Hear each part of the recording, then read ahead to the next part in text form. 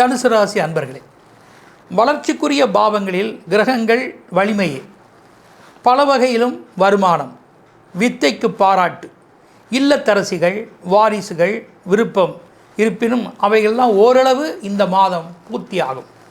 உடன்பாடுகளாலும் உங்கள் திறமைகளாலும் மற்றும் எந்த வகையிலும் நீங்கள் பேசப்படுவீர்கள். அது மட்டுமல்ல, உங்களுடைய ஜீவனம் வேலைகளில் உயர் அதிகாரிகள், முதலாளிகள், முக்கிய விஐபிகள் இவர்களாலும் நன்மைகள் ஏற்படும். உங்களுக்கு கீழுள்ள சர்வெண்ட்டுகளாலும் கூட ஓரளவு சகாயங்கள் கைகூடும். ஆண்களை இணைத்து பெண்கள் செய்யும் எந்த முயற்சிகளும் பழுதில்லை. மற்றும் சுப காரியங்கள், விருப்பம், தன்னுடைய தொழிலில் சில நவீனங்களை புகுத்துவது, சில மாற்றங்களை செய்வது, போட்டி பந்தயம், விளையாட்டு, வினோதம் இதிலெல்லாம் வெற்றி தான். மற்றும் உங்களுடைய தொழில் எதுவாக இருந்த போதிலும் கூட, குறிப்பாக ரெவின்யூ, டாக்குமெண்ட் ரைட்டர்ஸ், கல்வி, எந்திரம், ஐடி நிறுவனம், பாதுகாப்புத்துறை, பலதரப்பட்ட பொருட்களை சப்ளை செய்யக்கூடிய நிறுவனம், மக்களோடு தொடர்புடைய தொழில், இந்த ஜீவனத்தில் இருப்பவர்களுக்கு இந்த மாதம் லாபமே.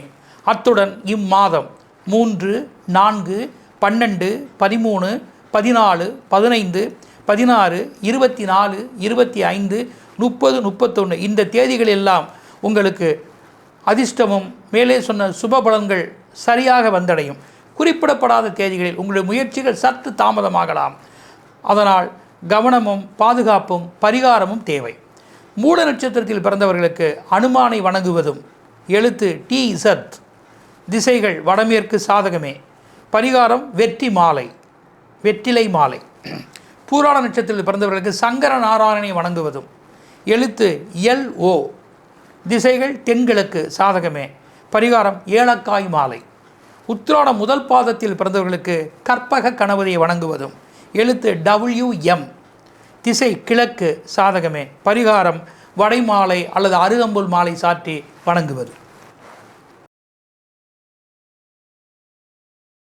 தனுசு ராசி அன்பார்ந்த சுதர்ஷன அஸ்ட்ராலஜி ரெமிடிஸ் நேயர்களே, இந்த முறை நீங்கள் செல்ல வேண்டிய இடம் திருவண்ணாமலை. அண்ணாமலைக்கு அரோகரா என்று சொன்னது போல் திருவண்ணாமலையிலே பௌர்ணமி என்று கிரிவலம் வந்தாலும் சரி, அல்லது பௌர்ணமிக்கு கிரிவலம் போக முடியாதவர்கள் அண்ணாமலையாரை நினைத்தாலே சரி, அந்த இடத்தினுடைய ஸ்தலத்தை நினைத்து ஒரு தீபத்தை பார்த்து கும்பிடுங்கள். அந்த தீபமே உங்களுக்கு அண்ணாமலையாராக காட்சி கொடுப்பார். ஆனால் அப்படி செய்தவன் என்ன செய்ய வேண்டும்? யாராவது ஒருவருக்கு உணவு தானம் கொடுக்க வேண்டும். அது என்ன தானம் கொடுக்கலாம்? அது வெண்பொங்கல் கொடுங்கள். வெண்பொங்கல் என்பது ஒரு நல்ல ஒரு உணவு. அதற்கு சிறிதளவு தண்ணீரும் சாம்பாரோ கூட்டோ கொடுத்து வெண்பொங்கலை யாருக்கு தானமாக கொடுக்க வேண்டும்? ஒரு சுமங்கலிக்கு தானமாக கொடுக்க வேண்டும்.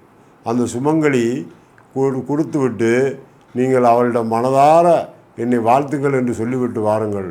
உங்களுடைய தாலி பாக்கியம் காப்பாற்றப்படும்.